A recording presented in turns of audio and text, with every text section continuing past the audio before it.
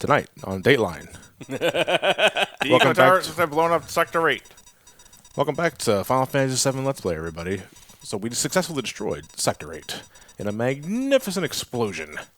That won't have any consequences to us whatsoever. 7 to go. We're taking out all 7 Mako reactors? All 8. Well, there are 8 Mako reactors total that power up Midgar. It sucks. Yeah, so let's actually go into the backstory of, like, we were talking about, I didn't realize that was him, like, supposedly covering his ass after the fire. Yeah, I kind of thought he just lost his arms. That's what I thought. So, I thought like he's like a turtle. Like, he just sunk his arms into the side of his body. I was like, that's really impressive. What? Is that why he wears a bandana? Yeah. So, as we're saying last part, we are pretty much a bunch of eco-terrorists known as Avalanche, who are against the evil Shinra Corporation because Barrett especially has a massive hate boner in particular. We'll get more into that later. A justified hate boner. You know, Barrett and in the Avalanche group want to stop Shinra because basically what they're doing is that they're using these Mako reactors to drain the Earth's energy of its resources to produce fuel, like fossil fuels and all sort of shit.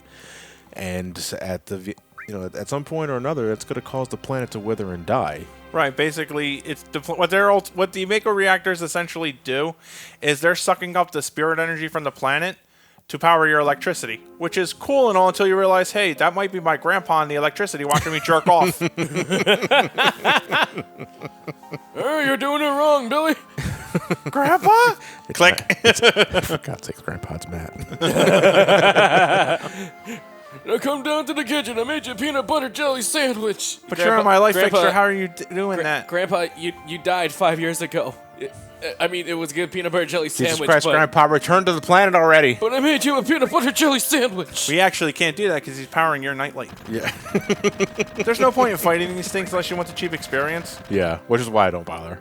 Because we got more than enough times to get experience points later. No, absolutely. Yeah. Another thing to mention, because if it's not obvious at this point, due to the character resolution and all that, I'm playing this off of the re-release on the PlayStation 4. Now, 2 reasons for that. One, I wanted the extra perks of playing the re-release, which basically, so if you press the triggers on the controller, you can activate certain effects. There's one for triple speed, which is great for grinding. There's one that automatically heals you and fills your limit breaks, which is cheating in my regard. I'm not going to be using that at all. I have to confess, the limit break filling thing would be nice if you're grinding grind limit breaks. Yeah, sure. If you want to get like cross slash as early as possible, sure. In that regard, sure. If you just want to cut on time, that's perfectly fine. Cross slash. But there's also you also have Eris's Fury brand for that later if you farm that. Right. Yeah, it's like this. Like that. Is it playing the re-releases is like the only feasible time you can actually go for Eris level 4 limit breaks.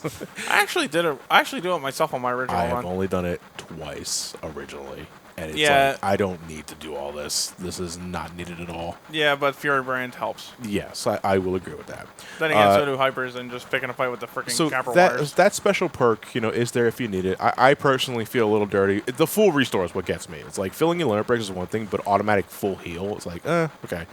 It's kind of a really big eye win button more than usual, so it's like... I can't tell if Barrett's supposedly trying to pointing a gun at his gun arm at Cloud, but they used the wrong hand. He's a little delirious right now.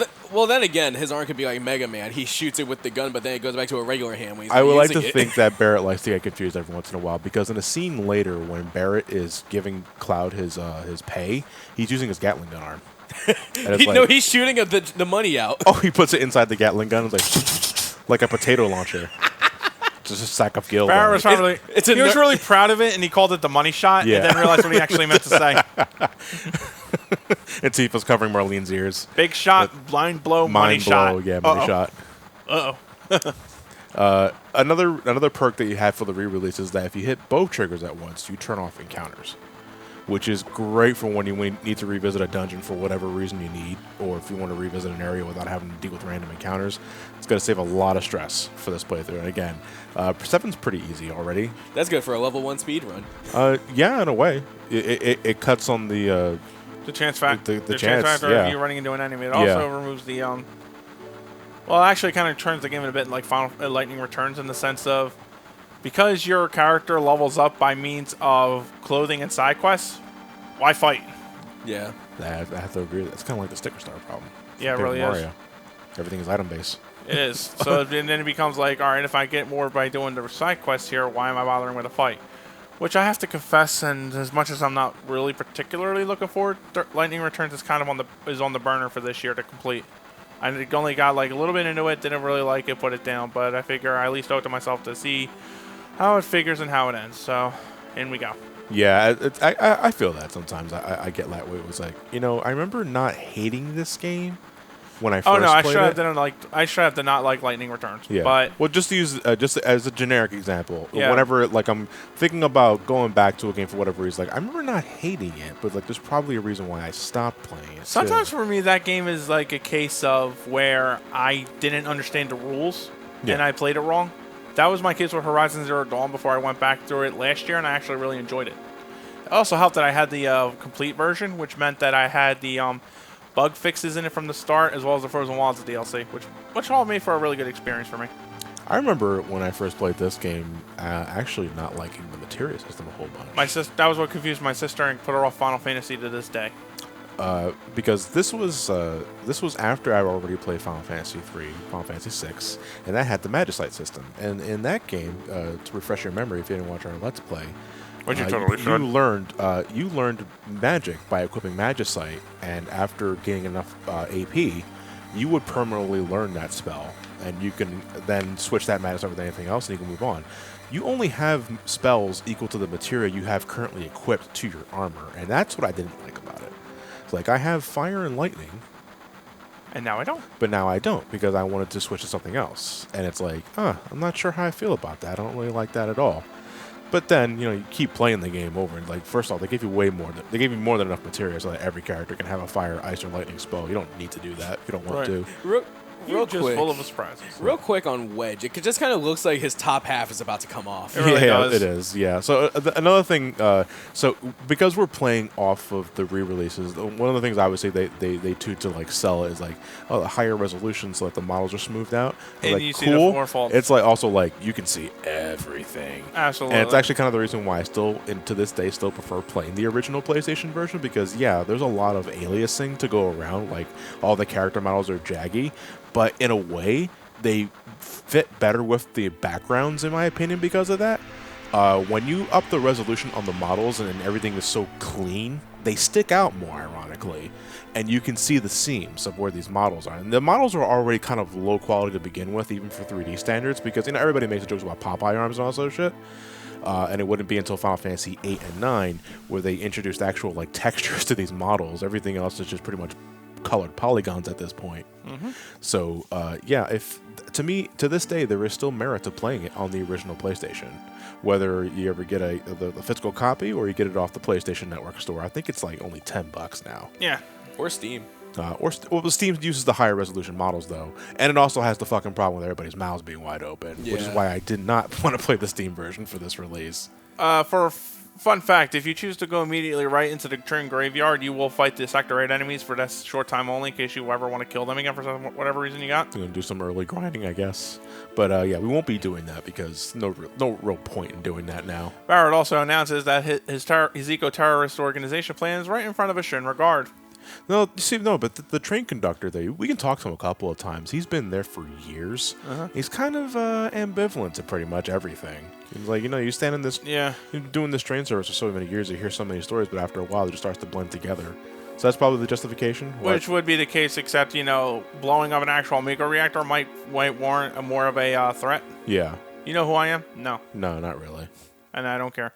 I'm probably going to kill you at some point in the You know game. what's really funny though is because so the entry point that these two guards are protecting leads to the Sector 5 and Sector 6 bridge that we never normally are able to use because of story events.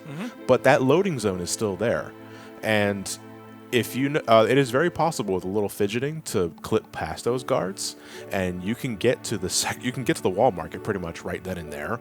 Which is a nice little attention to detail and continuity. It also makes you wonder if there was originally a point to that load zone. It might be something they might try to show off in the 7 remake. Who knows? Yeah, maybe. Can we play that now? No, we cannot. Damn. 2 months. 2 months. It's not March yet.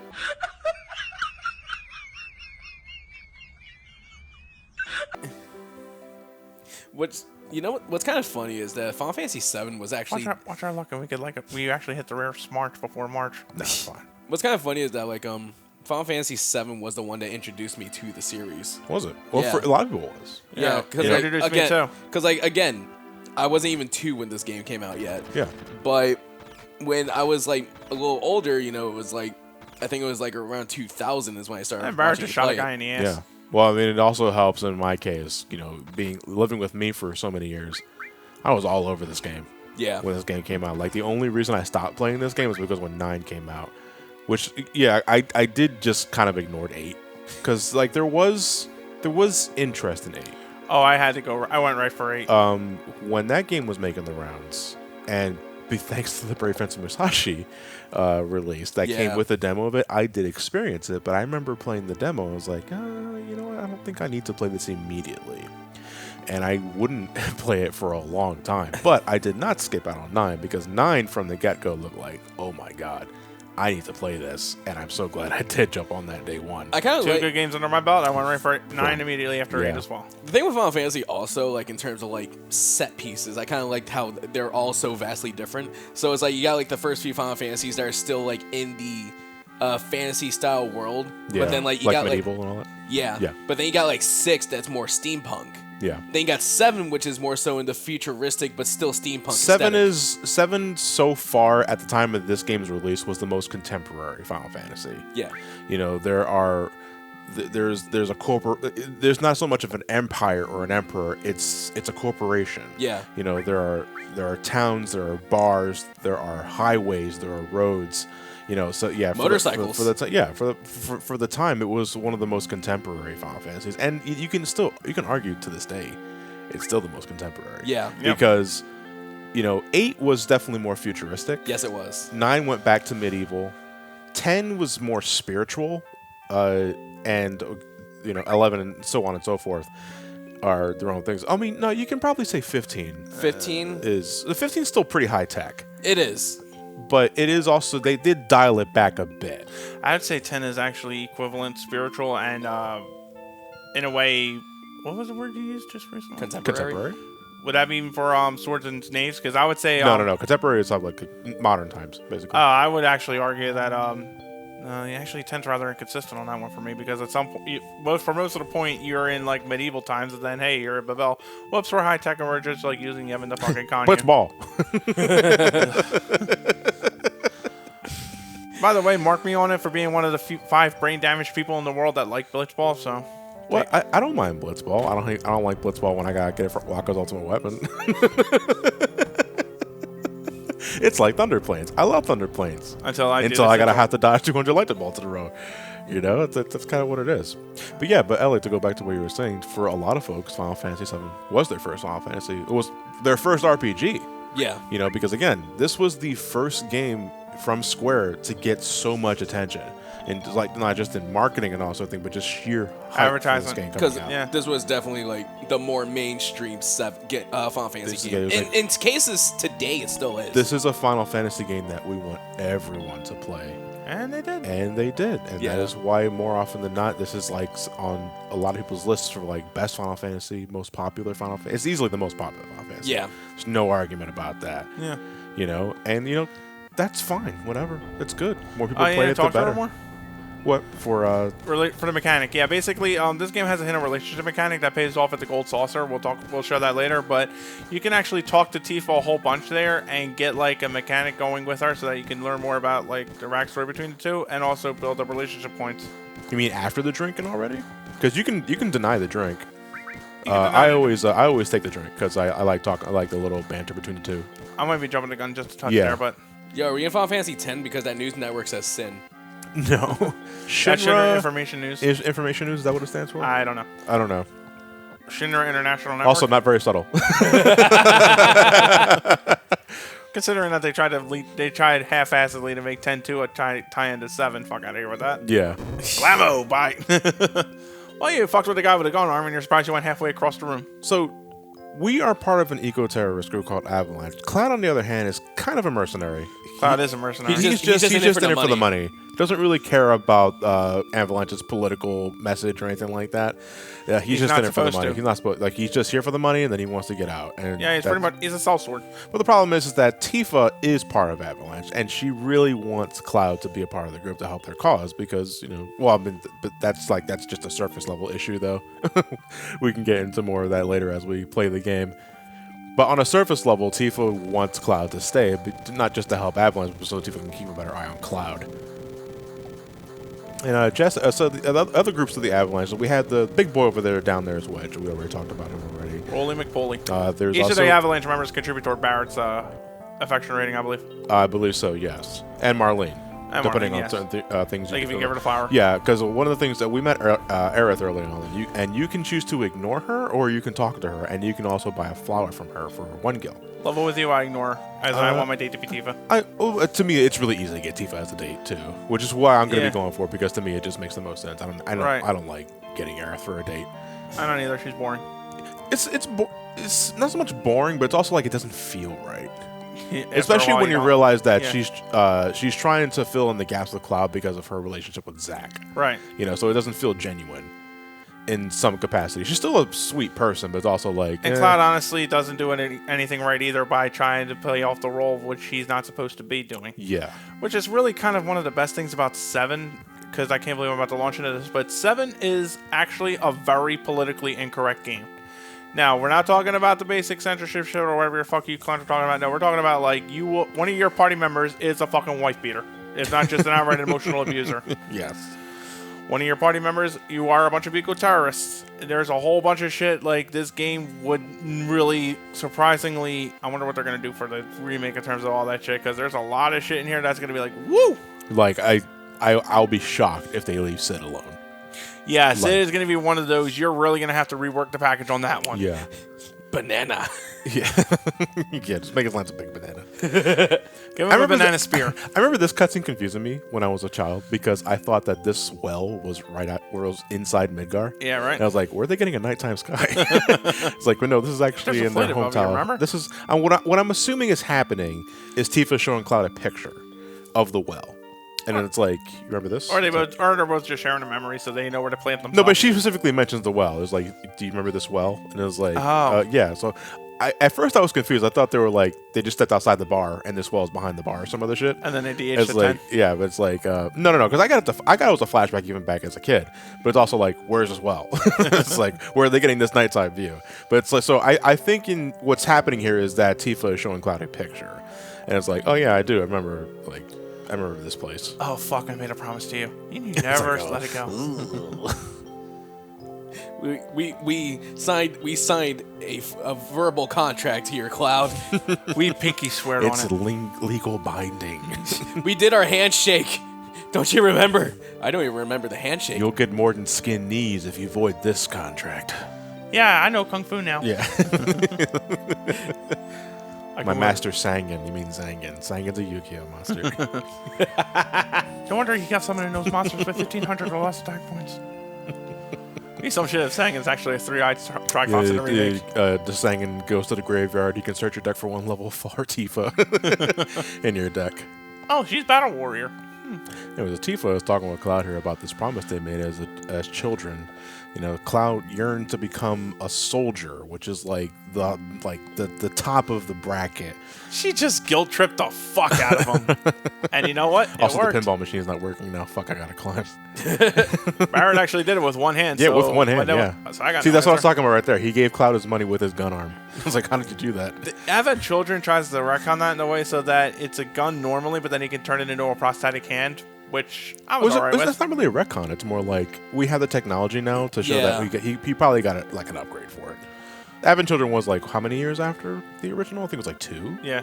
So it's like, whatever. It's like he probably got an upgrade between that time, and it's cool. I buy that in this world. Hopefully, he never jerked off with the wrong hand. No, or wipe his ass with the wrong hand. Yeah. Barrett's probably there one night on the toilet. A discussion for another day. I call this the cum shot. Money shot. That was the money shot joke, Elliot. See you guys next time.